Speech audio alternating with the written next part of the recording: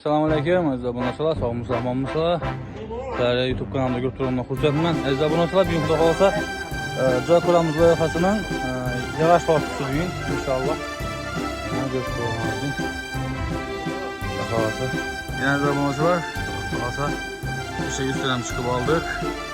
Baqramamina yig'ashlar shing'irib yotdi baqramam. Qani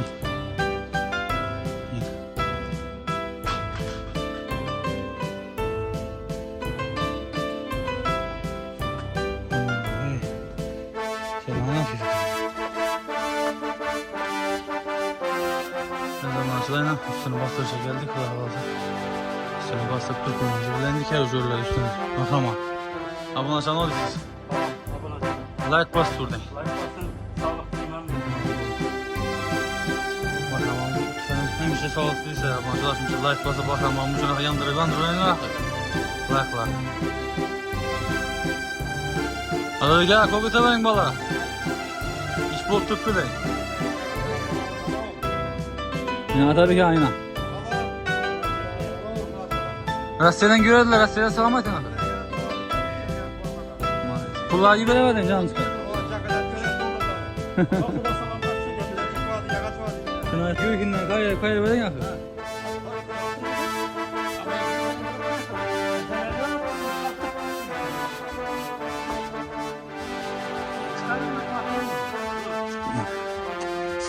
Ne zaman şunu yenerler, like basıp kollap durmayın. Bu an bir isterikten bu. Kola bırak, selametin. Doktor, selamet diyorsa. Yürütmüş öyle. Keşe bırak.